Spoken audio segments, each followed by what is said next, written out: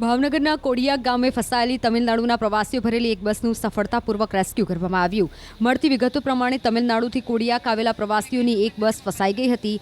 જોકે આ ઘટના અંગેની જાણ થતાં વહીવટીતંત્ર તાબડતોબ એક્શનમાં આવ્યું હતું અને રાતના અંધારામાં ઓપરેશન હાથ ધર્યું હતું। લાઇટ અને બોટ વગર પાણીના પ્રવાહમાં એક ટ્રક મોકલવામાં આવી હતી, જેમાં 8 તરવૈયાઓ સામેલ હતા। સાથે અંધારું હોવાથી ટ્રકની હેડલાઇટના આધારે રેસ્ક્યુ ઓપરેશન હાથ ધરવામાં આવ્યું હતું। જોકે ઘટના એવી બની કે ટ્રક પાણીમાં મોકલાઈ હતી અને તે ટ્રકના પૈડા એક સમય પાણીમાં ફસાઈ ગયા હતા। અંતે એનડીઆરએફની ટીમ પણ ઘટના સ્થળે પહોંચી હતી અને બસના કાચ તોડી પ્રવાસીઓને સુરક્ષિત રીતે બહાર કાઢી પાણીના પ્રવાહમાંથી બહાર કઢાયા હતા। કલાકો સુધી પાણીના પ્રવાહ વચ્ચે રહેલા લોકોને જ્યારે સુરક્ષિત રીતે બહાર કઢાયા ત્યારે કેટલાક પ્રવાસીઓને આંખોમાંથી હરખના આંસુ પણ છલકાયા હતા। પ્રવાસીઓએ રડતી આંખે તંત્રની કામગીરીનો આભાર માન્યો હતો। आज से सवेरे गए थे, हम पहली बार आए इधर, हमें तो पता नहीं था भाई। अब जो सवेरे सूखा था बिल्कुल, अब चले तो बारिश थी, हमें ये थोड़ा था भाई बारिश का इतना पानी आएगा, चले थोड़ा पानी होगा ये अपना। चले तो पानी हेडलाइट में पानी लग के दोनों लाइटें बंद होगी एक साथ में। अब जैसे चले अंधेरे में गाड़ी एक साथ घूम गई, पानी का अगर तेज पानी था वो गाड़ी घूम गई। સ્થાનિક ગામના સરપંચથી માંડી સ્થાનિક વહીવટીતંત્ર, collector Shri R.K.. Mehta, commissioner Shri Sujit Kumar, DSP Shri Harshadbhai અને તમામ વહીવટીતંત્ર, આરોગ્યની ટીમ પણ કામે લાગી। પણ ત્યાં પણ એક ટ્રકનું પૈડું ફસાઈ જતાં વળી પાછી એક તકલીફો ઊભી થઈ અને પાણી પણ સતત વધવું ઘટવાની પરિસ્થિતિ થઈ।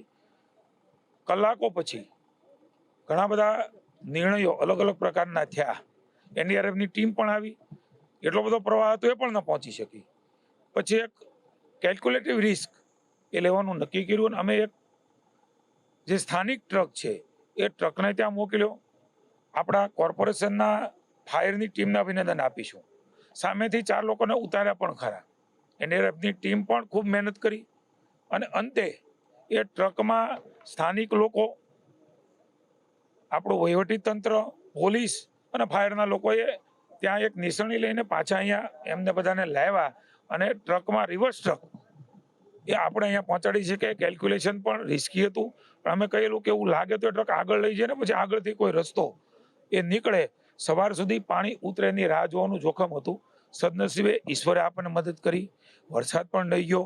તંત્રની પણ એટલી સાવચેતી, એમના કારણે અન્ય રાજ્યના તમિલનાડુના 29 લોકો એ હેમખેમ આજે પોલીસની બસમાં આપણે ત્યાં ભાવનગર લઈ જઈ રહ્યા છીએ।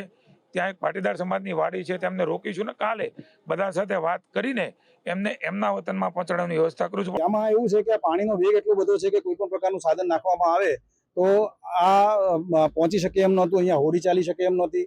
પાણીનું વેગ બહુ વધારે હતો અને કોઝવેના કારણે એની ડેપ્થ નથી મળતી, એટલે નાવ જેવું પણ સાધન અંદર ઉતારવું શક્ય નથી।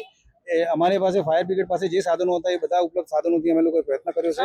આ લાઇટની વ્યવસ્થા બિલકુલ વગડો છે અને છતાંય વાહનોની હેડલાઇટથી, આપણે હાઈ ઇન્ટેન્સિટી લાઇટથી આપણે બધાએ મદદ કરી છે અને અમે લોકો બધાના સહયોગથી આપણે આજે સક્સેસફુલી બધાને રેસ્ક્યુ કરી શકીએ છીએ।